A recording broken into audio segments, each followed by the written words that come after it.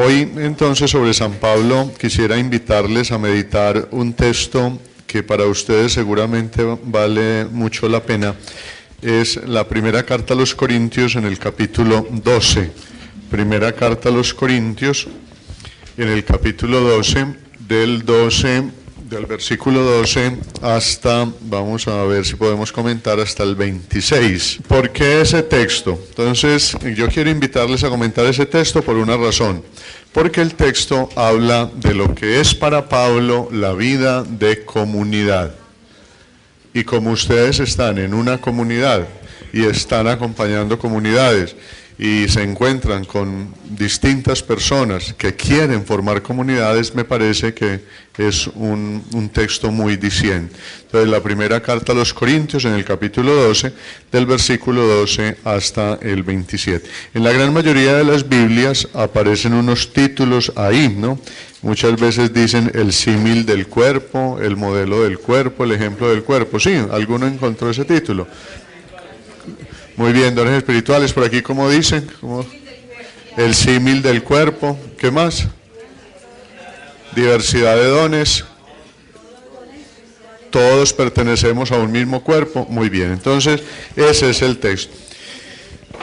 Vamos a ir entonces comentando en versículo por versículo. Creo que es la mejor manera de acercarnos al texto. Entonces le pido el favor a alguien quien desee, desde su puesto, nos lea en primer lugar el versículo 12. Aquí ahí nos van a poner micrófono de manera que mucho más fácil. Vamos a leer solamente el versículo 12. Es el primer versículo. ¿Quién se anima a leer por aquí, que estén cerquita? Pues del mismo modo que el cuerpo es uno, aunque tiene muchos miembros, y todos los miembros del cuerpo, no obstante su pluralidad, no forman más que un solo cuerpo, así también Cristo. Muchas gracias. Muy bien. Versículo 12. Entonces, miren el punto de partida. Punto de partida.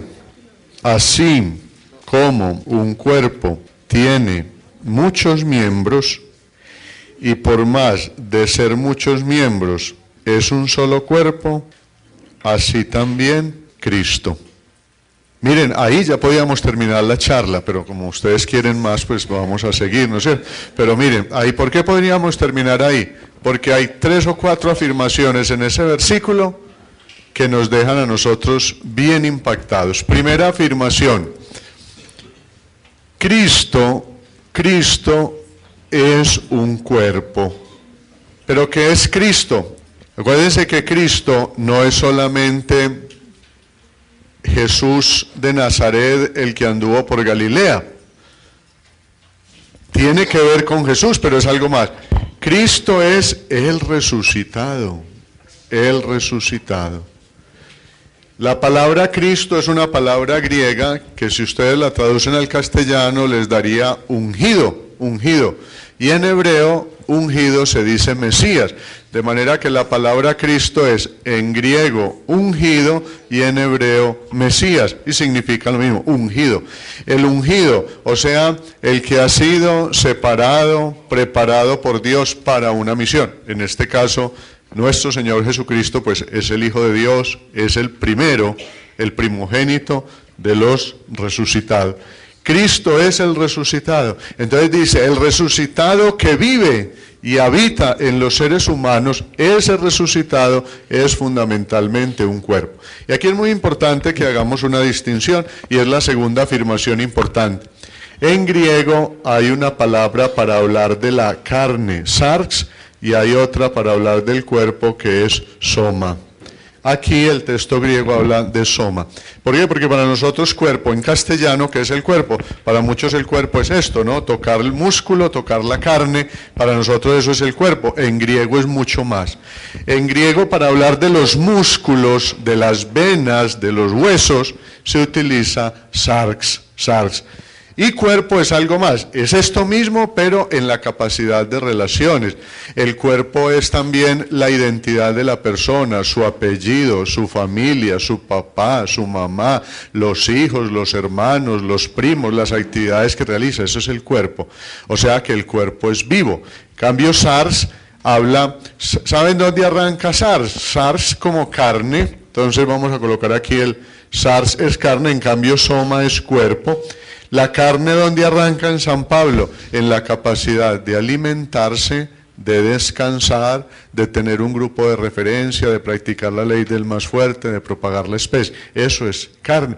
¿Qué es la carne? La carne son las tendencias naturales del ser humano. ¿Por qué las llamamos tendencias naturales?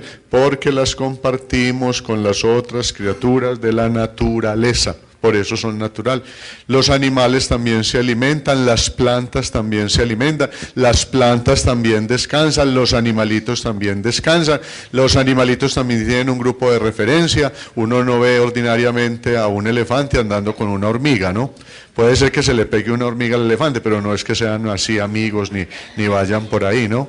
Y recuerden el chiste de unas hormigas que querían ahorcar al elefante. El elefante se movió y la sacudió y quedó una en la garganta y le gritaban las otras, ahorcalo, ahorcalo, ¿no? De manera, entonces, eso no es lo ordinario. Entonces los animales van. Entonces, son tendencias naturales porque se comparten con la naturaleza y arrancan por el alimento. Eso es carne, carne en San Pablo. Por favor, la carne en San Pablo no se agota simplemente en el 6º y en el 9º mandamiento. Lo incluye, pero no se agota ahí. Son las tendencias. Entonces Pablo dice, el resucitado es un cuerpo. ¿Por qué les decía que ahí podíamos terminar la charla? Porque si está diciendo que el resucitado es un cuerpo, está diciendo que el resucitado es un organismo vivo. Uno no puede decir que hay un cuerpo vivo si ya está en cenizas, si ya está en el féretro, ya ahí pues sí quedó el cuerpo, pero ya inerte. Eso para Pablo sería ya la carne sin nada que hacer. Pero un cuerpo es vital, un cuerpo es movimiento, un cuerpo es dinámico. Entonces, qué hermoso esto. Para Pablo, el cuerpo del resucitado es un organismo vivo. Y lo propio de un organismo vivo, lo propio de un organismo vivo es transmitir vida. ¿Cómo sabemos que un papá y una mamá están vivos? Pues de muchas maneras, pero una forma que lo sabemos es cuando transmiten vida. Y si el matrimonio está funcionando y el papá y la mamá están vivos y el Señor los bendice, tienen sus hijos. Y continúan, ¿no? Entonces están vivos. Qué hermoso eso. Para Pablo, el cuerpo del resucitado es un organismo vivo y por ser organismo vivo transmite vida. Entonces aquí viene la tercera afirmación. Miren que es en ese versículo 12 nomás, tan profunda la siguiente afirmación. Dice, así como el cuerpo está formado por muchos miembros y a pesar de tener muchos miembros es un solo cuerpo, así también Cristo. La siguiente afirmación es espectacular. Un cuerpo debe tener muchos miembros. Un cuerpo debe tener muchos miembros. Un cuerpo de un solo miembro no es cuerpo, sería un monstruo. ¿Qué tal que yo fuera un ojo grande? Usted, no había nadie aquí, ¿cierto? Hubiera llegado rodando. O si aquí va entrando un pie solo y un pie grande, solito, salimos corriendo. Y si fuera de noche, peor, ¿no es cierto? No. Lo importante de un cuerpo, para que sea cuerpo, debe tener muchos miembros. ¿Y qué hace? Miren, ¿qué hace nuestro corazón? Nuestro corazoncito bombea sangre. ¿A dónde la bombea? A todos los miembros. Las órdenes del cerebro, ¿a dónde van? A todos los miembros del cuerpo.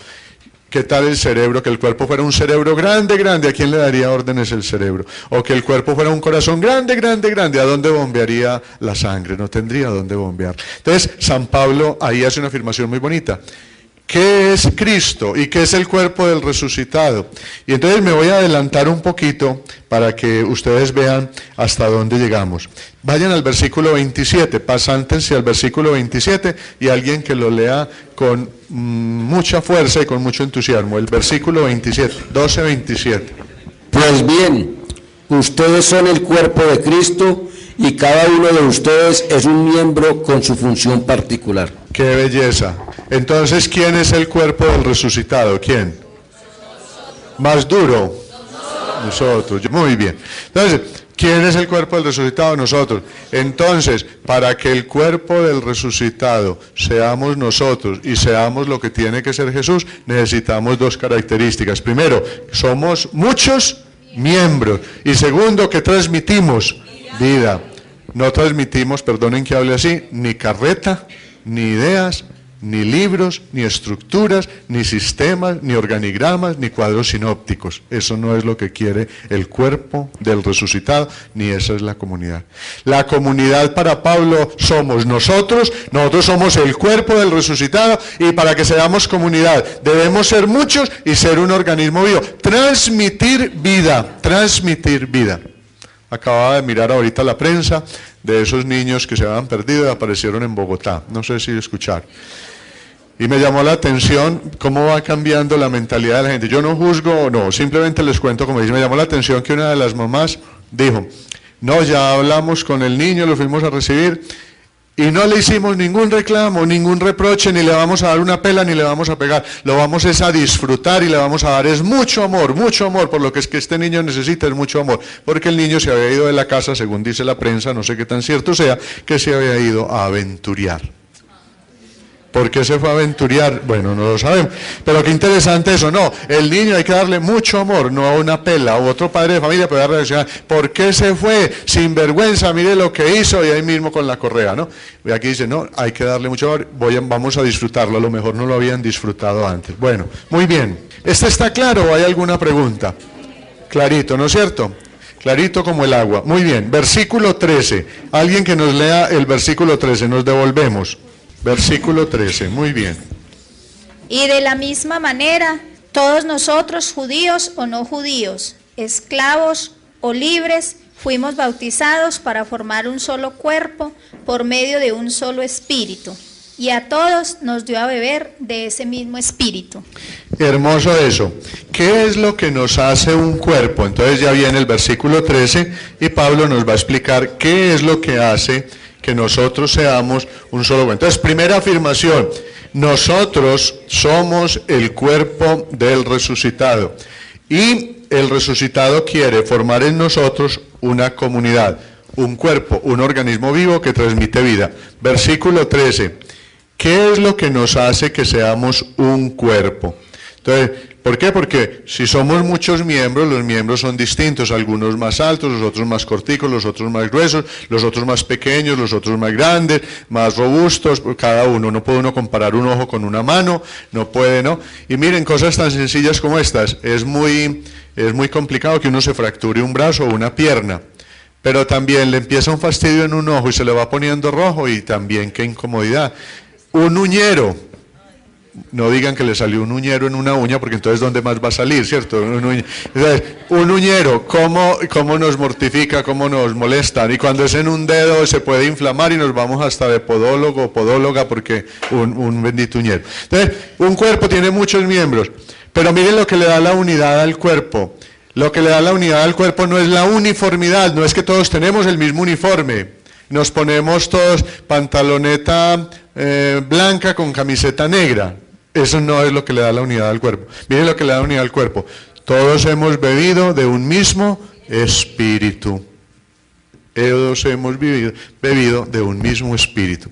¿Qué hace el Espíritu Santo? Aquí yo no me puedo salir del texto. Habría que ir a Romanos capítulo 8, que ahorita lo estaban leyendo, muy bonito, en la oración.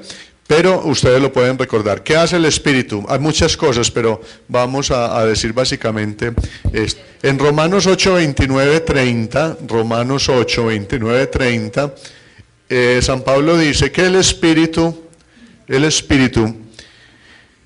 nos hace a nosotros capaces de reproducir la imagen de Jesús. Entonces, ¿qué hace el Espíritu? Y miren que dice Pablo, todos hemos bebido del mismo Espíritu. Si bebemos el Espíritu, eso que nosotros bebemos se va haciendo vida en nosotros y nos va haciendo a nosotros como otro Jesús. No le demos más vueltas. La segunda característica del Espíritu, ¿cuál es?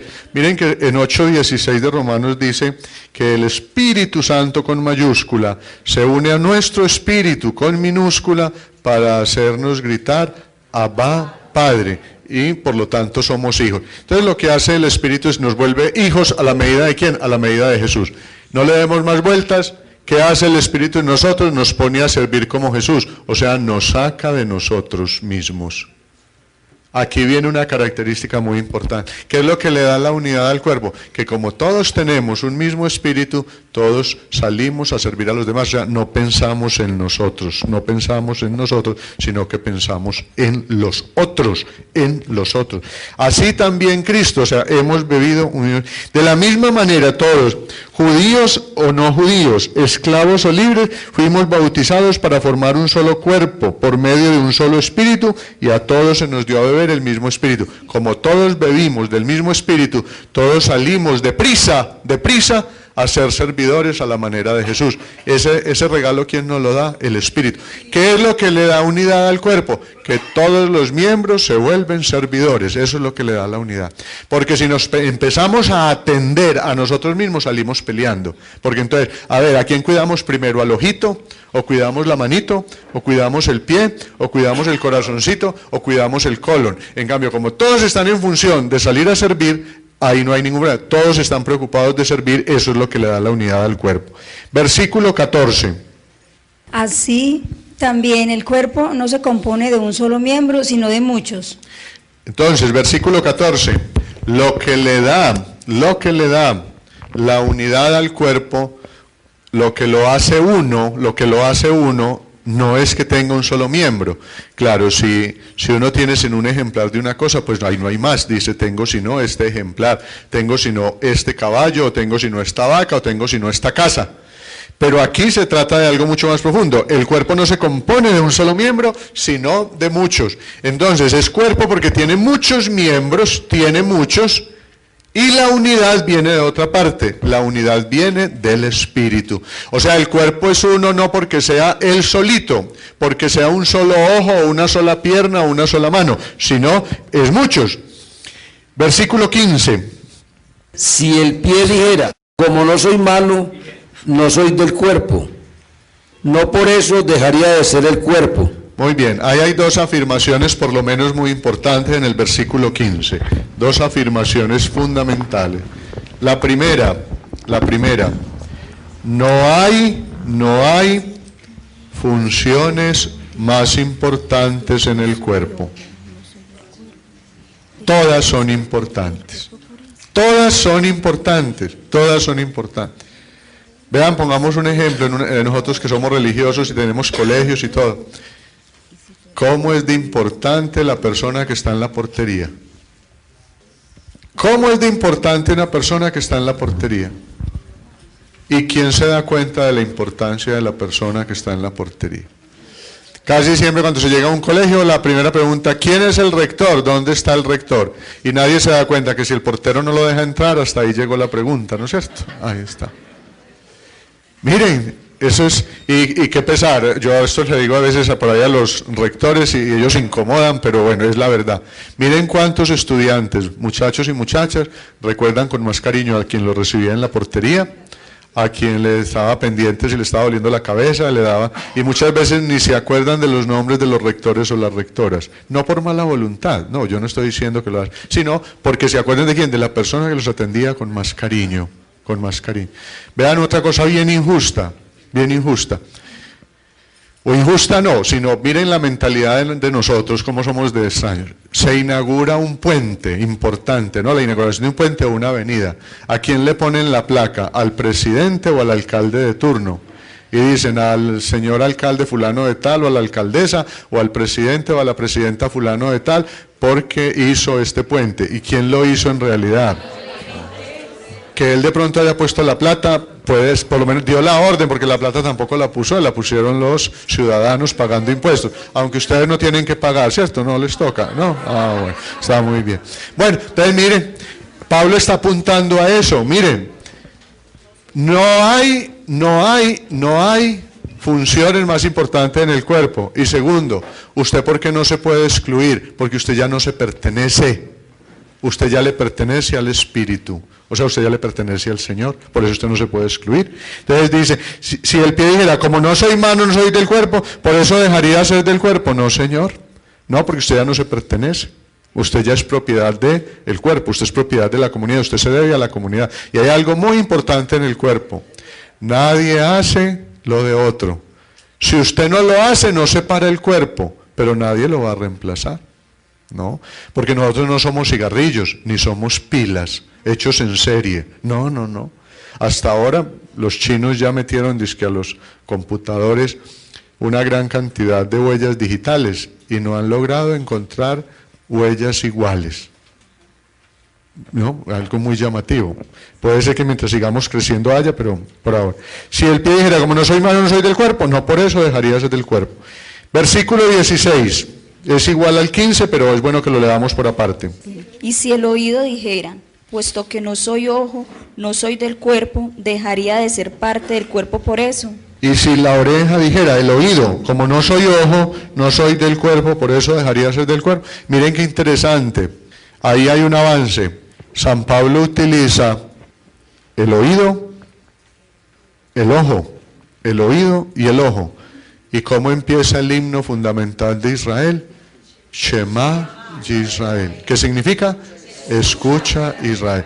Y después del oído, ¿cuántas veces en los profetas? Mirad la realidad, ¿no? Entonces Pablo se está refiriendo a dos sentidos muy importantes que recuerdan todo el Antiguo Testamento y sin embargo dice, no hay funciones más importantes, no hay funciones más importantes, todas son importantes y nadie se puede excluir porque todos son importantes. 17. Si todo el cuerpo fuera ojo, ¿dónde quedaría el oído?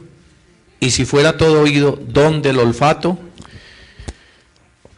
Hay un riesgo en el versículo, entonces el 15 y el 16 hablan de lo mismo. El versículo 17, cuando absolutizamos una función o un miembro del cuerpo, estamos excluyendo a los otros y ya dejaría de ser cuerpo.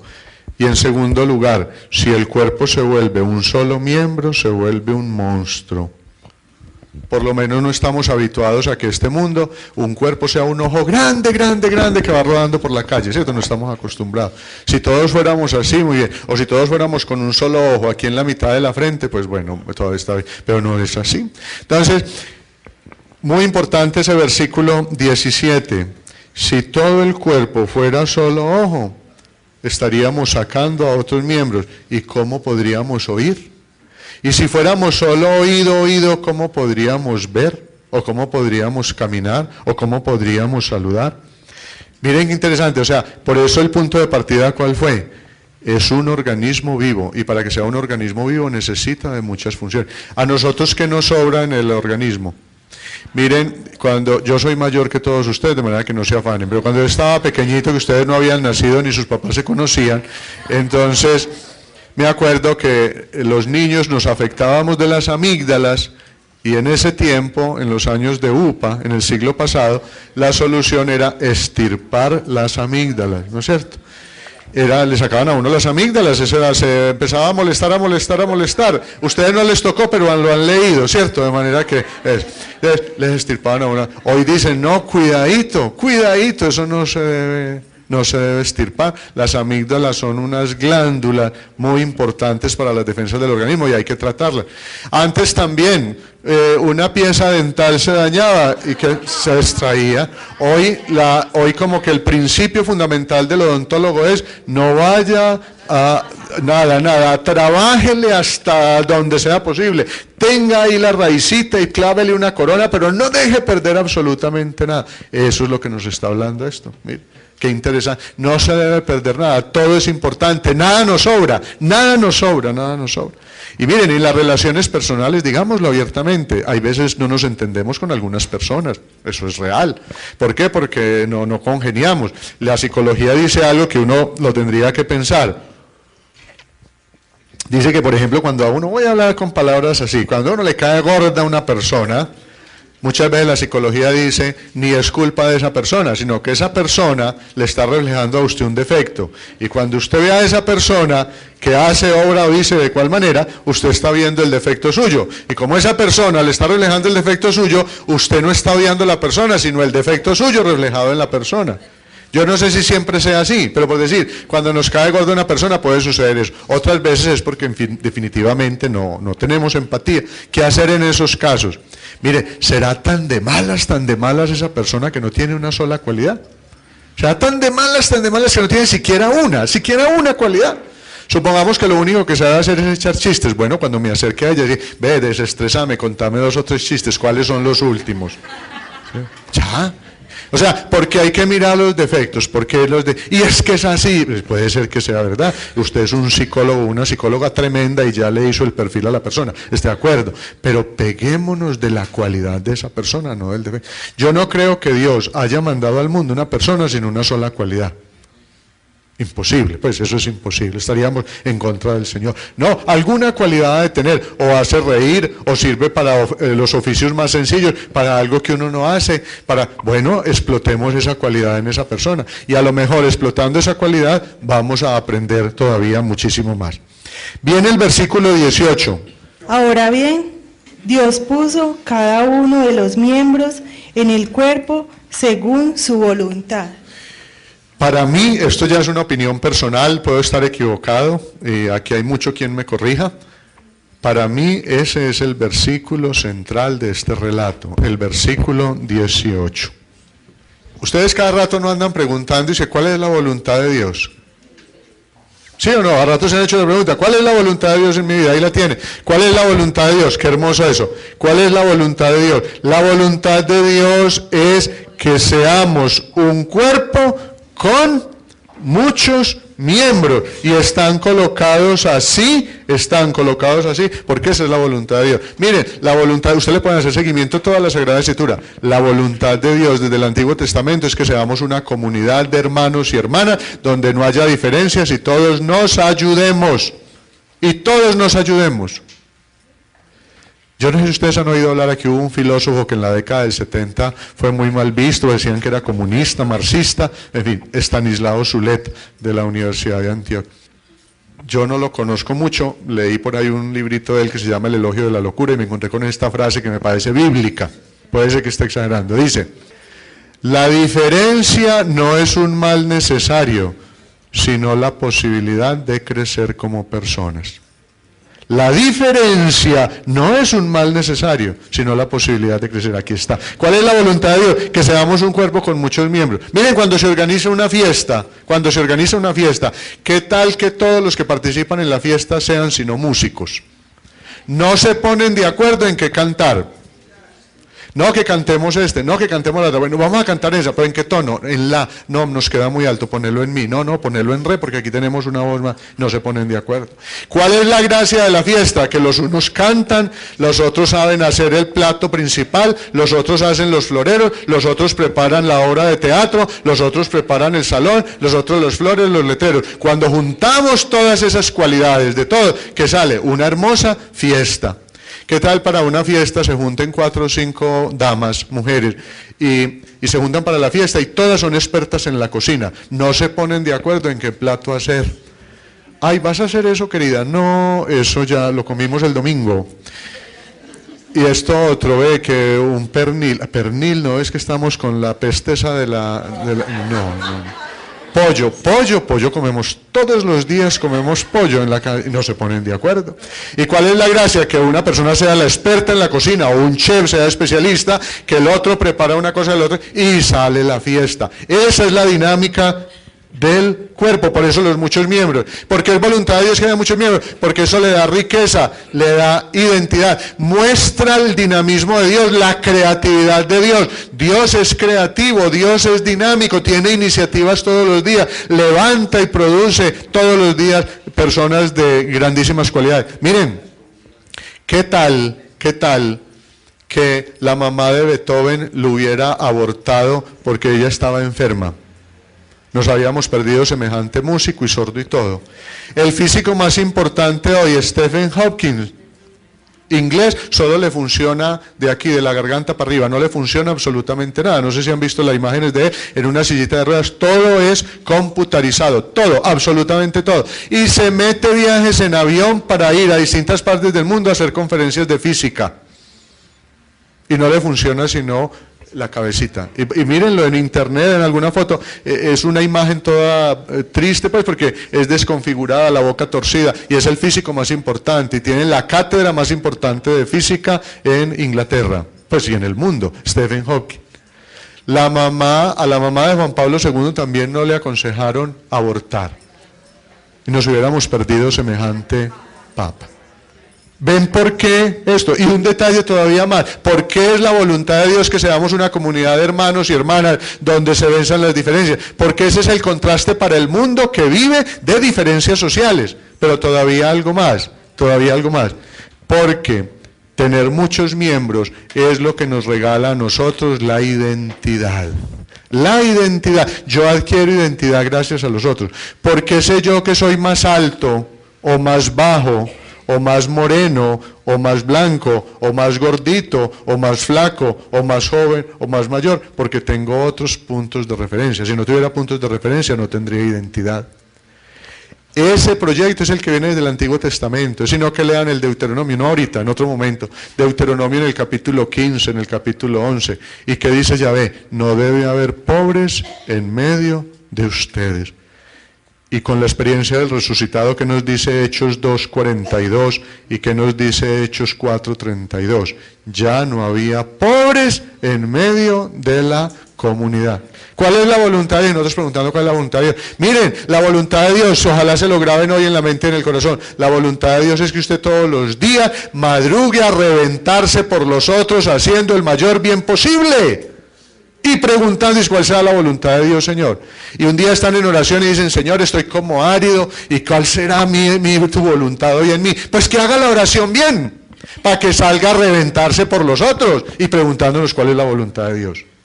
Y hacemos y escribimos libros, tratados sobre la voluntad de Dios. Y miren, aquí tienen un texto bien sobre cuál es la voluntad de Dios. No lo dice en el capítulo 6 de San Juan y en el capítulo 7. La voluntad de Dios es que no se pierda ninguno de los que el Señor nos ha, que no se pierda ninguno, que todos lleguemos a ser hijos, o sea, hermanos. Esa es la voluntad de Dios.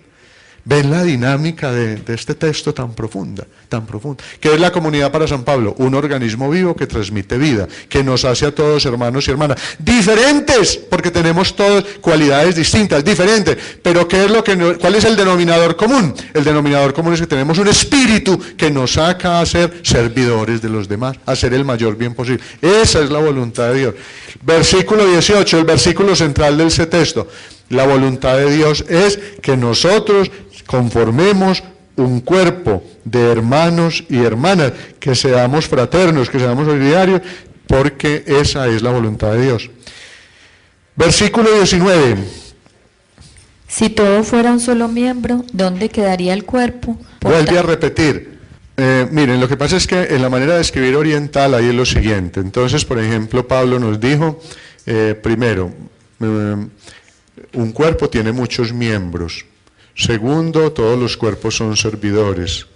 Tercero, un solo miembro no hace cuerpo. Cuarto, este versículo 18, y ahora se va a devolver. Él va a repetir lo del tercero, ¿no es cierto? Que no es un miembro, va a repetir lo de servidores y va a decir que un cuerpo...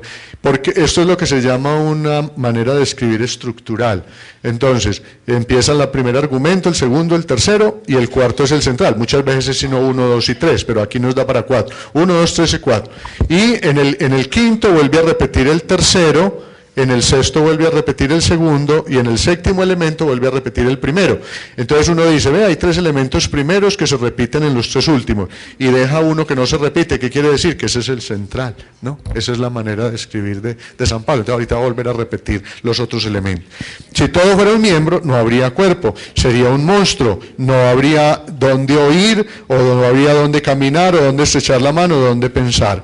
Versículo 20. Por tanto, muchos son los miembros, más uno el cuerpo. Ven que vuelve a repetir, pero no somos un miembro, sino somos muchos.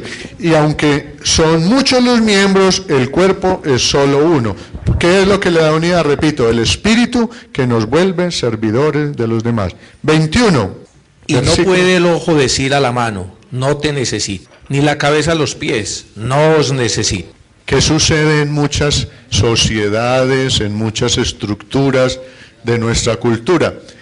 Fíjense que ya hoy en Colombia, si uno es mayor de 30 años, ya no consigue empleo, ¿cierto? Ya a los 30 años somos viejos para conseguir empleo y tenemos que venirle a pedir aquí canoa a Oscar Henao, que nos vincule de alguna manera en la escuela bíblica Yeshua, ¿no es cierto? Y tampoco nos vincula, ¿cierto? Porque él no es una bolsa de empleo, no, aquí están haciendo otra cosa. Muy bien. Entonces, miren, ¿qué hacen las sociedades hoy a determinada edad? Eso. Si en una empresa alguna persona no está dando la medida, perdonen que hable así, entre comillas, no sirve, porque todos servimos para algo, no sirve, lo van sacando. Aquí dice no, en el cuerpo no, es una comunidad viva y aquí nadie excluye a nadie. Nadie tiene el poder para excluir a nadie. ¿Por qué? Porque la comunidad se pertenece a Dios, se debe a Dios, tiene el Espíritu y nadie puede excluir a nadie. Segunda característica, ¿por qué no puede excluir nadie a nadie? Porque no hay ningún miembro de la comunidad que no sea capaz de desempeñar una sola función.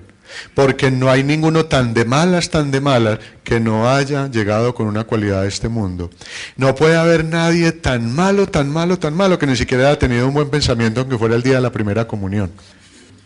O sea, nadie está tan alejado de Dios, tan alejado, que al menos el día de la primera comunión por lo menos hubiera estado cerca de Dios. Yo no sé, también yo supongo que el día del matrimonio, pero bueno, eso ya lo evalúan ustedes, ¿no es cierto? De manera que, bueno, muy bien. No, además que sí. 22. Al contrario, los miembros del cuerpo que parecen más débiles son los que más se necesitan. Leamos ahí, hay que leer el 23 y el 24 porque habla de lo mismo. Vamos a leer 22, 23 y 24. Y los miembros del cuerpo que menos estimamos son los que vestimos con más cuidado. Y los miembros que consideramos menos presentables son los que tratamos con más modestia, lo cual no es necesario hacer con los miembros más presentables. Hasta ahí, dejemos ahí. Los miembros del cuerpo que parecen más débiles son los más necesarios. Díganme qué significa esa palabra, son necesarios. ¿Qué significa necesario? ¿Qué significa?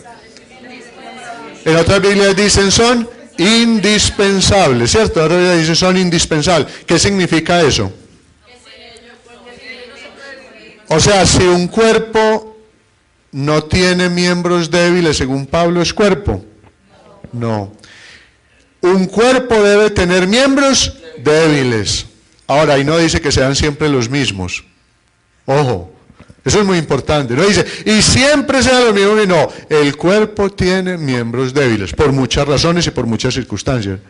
Miren que hoy veía también en la prensa, independientemente de que eso sea así la estadística, pero es muy diciente. 100.000 millones de habitantes en la pobreza. O sea, de cada 6 personas en el mundo, una está muriendo de hambre. ¿Cómo les parece ese datico? Y nos tiene que hacer pensar, de cada 6 personas, una está en esas condiciones. Los miembros más débiles, mire, ¿quiénes generan los miembros débiles del mundo? ¡Nosotros! Y le estamos echando la culpa a Dios.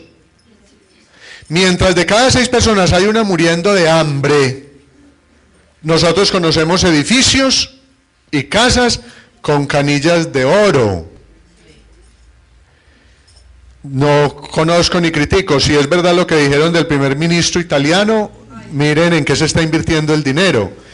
Vamos más lejos, en qué se está invirtiendo el dinero de los países respecto a armas.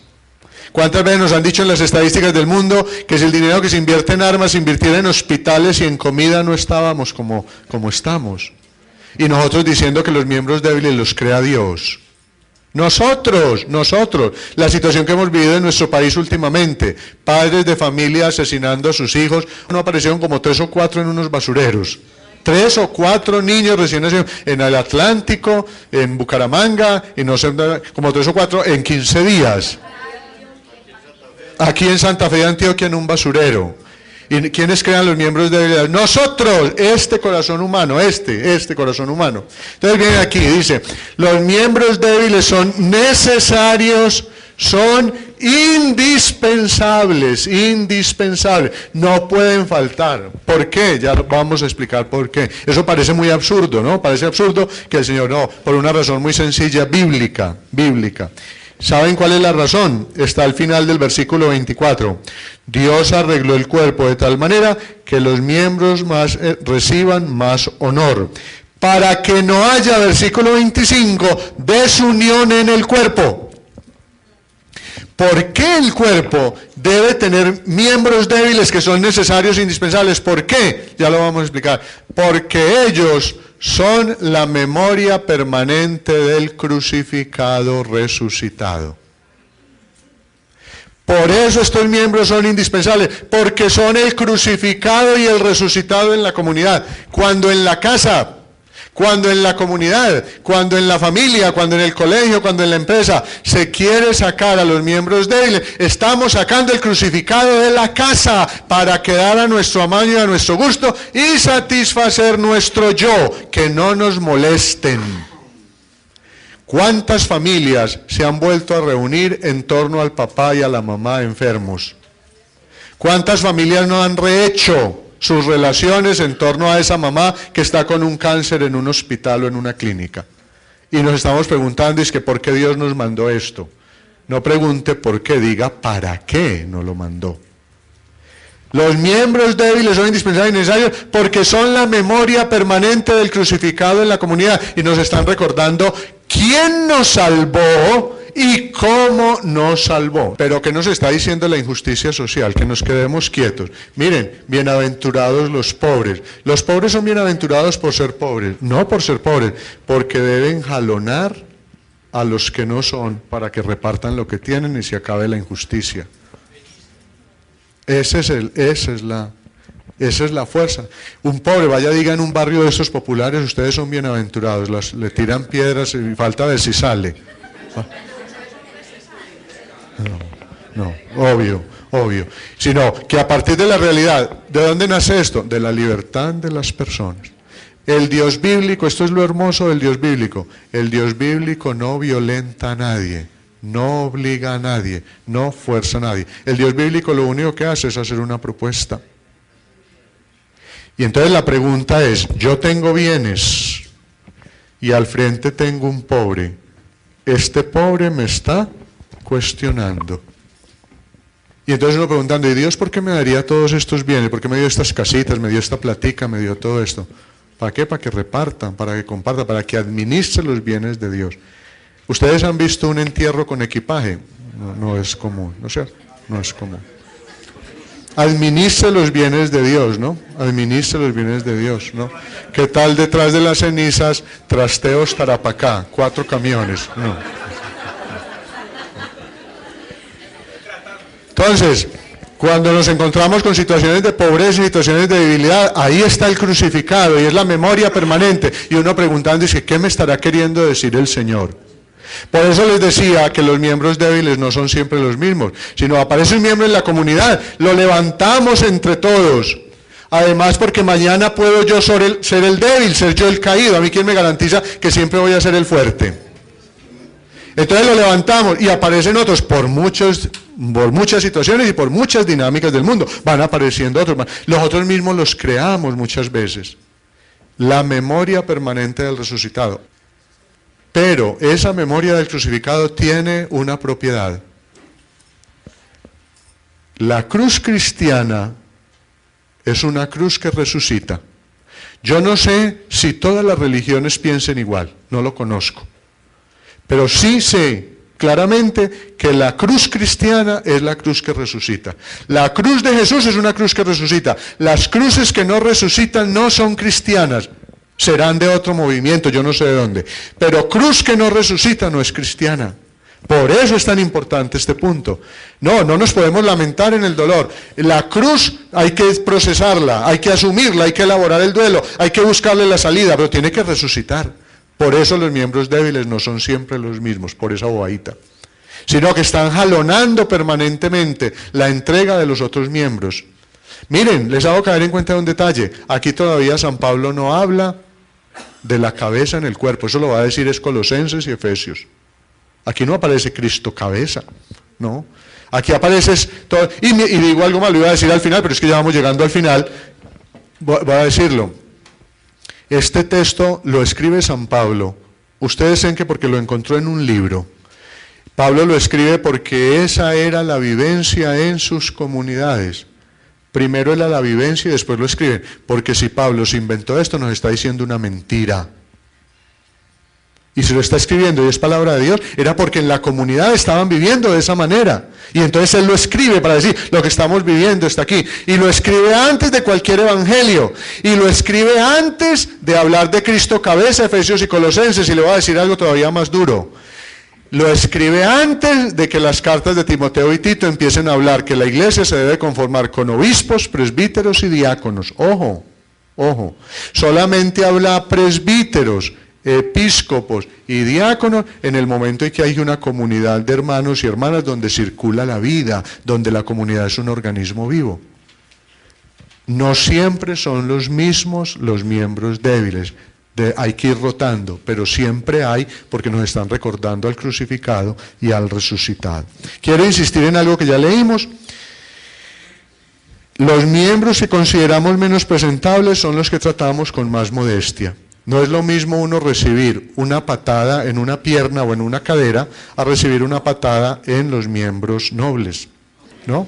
Y no es lo mismo un puño en un hombro a que a uno le den un puño en un ojo, ¿no? De manera que eso es muy, muy importante tenerlo en cuenta. Entonces, sí, Pablo está haciendo una comparación entre Cristo resucitado y el cuerpo humano. Obviamente es una comparación, todos los elementos no quedan. Entonces insisto en eso. Lo cual no es necesario hacer con los miembros más presentables. Dios puso los miembros de tal manera que los miembros menos estimados reciban más honor. Miren la voluntad de Dios, esa es la voluntad de Dios. ¿Por qué es importante que haya estos miembros? Porque nos jalonan a todos a volvernos servidores. Y al volvernos servidores le recuperamos la dignidad y la identidad a ese hermano necesitado. Vean una anécdota de dos padres franciscanos en Bogotá, contados por uno de ellos.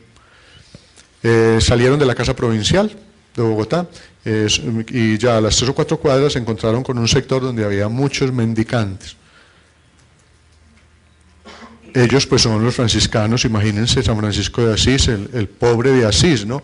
Bueno, y se les vino un mendicante, ellos dicen que por ahí una persona de unos 30, 35 años, un señor, y detrás, uno de ellos iba de clériman, entonces, padrecito, padrecito, que una limona, padrecito, padrecito, que una moneda. Y ellos, no, hoy no te podemos dar dinero, si quieres en otro momento te damos comida. Padrecito, que una moneda, padrecito, que una moneda. Y uno de ellos, al fin, ya pues no sabía cómo qué hacer, y se devolvió. Y iban muy elegantes porque iban para un evento académico, alguna cosa, y se devolvió y dijo, no le vamos a dar plata, pero si quiere venga, yo le doy un abrazo. Y lo abrazó, y lo abrazó y lo apretó fuerte. El Señor se puso a llorar y dijo, no, hace años que nadie a mí me abrazaba. Y por estas calles muchos nos dan una moneda para no preocuparse de nosotros. Y el padre dijo, pues yo también quedé muy impresionado, me tocó devolverme a cambiar la ropa, pero por lo menos eso. Miren, ¿cuántas veces nosotros despachamos, cierto? Es más fácil dar una moneda que escuchar a una persona. A mí me ha sucedido, y muchos de ustedes les debe haber sucedido, a Oscar le debe haber sucedido. Viene una persona y dice, padre, vengo a que me dé un consejo. Padre, deme un consejo. Lo atiende unos 5 o 10 minutos, uno no habla nada, la persona habla todo el tiempo, y apenas termina, padre, gracias por lo que me dijo. Y uno no le dijo nada, pero la persona, ¿qué necesitaba esa persona? Que lo escuchara.